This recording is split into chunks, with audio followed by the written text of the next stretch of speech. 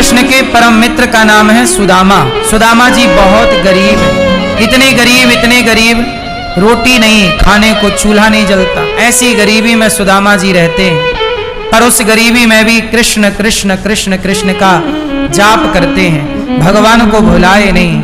हम लोग जरा सी परिस्थितियां विपरीत हो जाए तो हम भगवान को भूल जाते। सुदामा इतने गरीब थे पर परिस्थितियों का डट कर के सामना करते। गरीबी है कोई बात नहीं, परिस्थितियां हैं, गरीबी की स्थिति है, चूल्हा नहीं जल रहा है। सुदामा जैसा गरीब आज कौन होगा, पर सुदामा जैसी भक्ति भी किसके भीतर होगी। इतनी गरीबी में रहकर इतना बड़ा भक्त हो जाना कठिन तो है, सरल नहीं है। आज लोग जरा भक्ति करते हैं तो भगवान से कहते हैं कि हम तो तुम्हारे भक्त हैं और तुमने हमें इतना बड़ा दुख दे दिया, इतना बड़ा कष्ट दे दिया। भगवान आजकल लोग भक्ति करते इसलिए हैं कि हम गरीब ना हो। गरीब होना अमीर होना अलग विषय, जन्म होना मृत्यु होना अलग विषय। आप कितने भी बड़े भक्त बन जाइए मरना पड़ेगा, कितने भी बड़े भक्त, अरे भक्त तो छोड़ दो, राम तो भगवान है।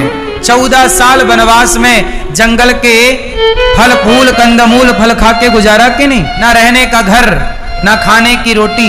ऐसी परिस्थिति में जब राम को रहना पड़ा तो राम के भक्तों पर यदि संकट आ जाए तो भक्त विचलित क्यों हो जाते हैं, विचलित क्यों हो जाते हैं। इसलिए भक्त को कभी विचलित नहीं होना चाहिए। परिस्थितियां कितनी भी विपरीत क्यों ना हो पर विचलित नहीं होना चाहिए। विचलित होना मतलब अपने रास्ते से भटक जाना। सुदामा इतने गरीब थे साहब, 4 दिन चूल्हा नहीं जलता। सुदामा भिक्षा लेने जाते, लोग दरवाजा बंद कर लेते, भिक्षा नहीं मिलती, खाली हाथ आते।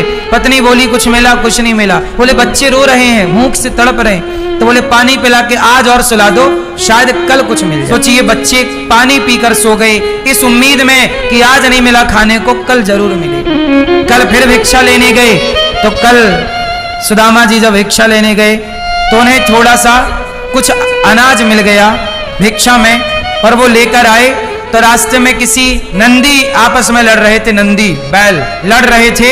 तो सुदामा जी गुजरे तो नंदी का लड़ते हुए धक्का लग गया, सुदामा जी गिर गए। और जब गिरे तो उनका चावल, उनकी दाल जो भिक्षा में मिली, आटा बिखर गया जमीन पर, और वही लड़ने वाले नंदी उस अन्न को खाने लगे। सुदामा बोले कि आज भी मेरे भाग्य में अन्न का दाना, ये शायद इस नंदी के नाम का दाना था। सुदामा जी प्रसन्नता पूर्वक, सोचिए 2 दिन बीत गए, घर में भोजन नहीं बना।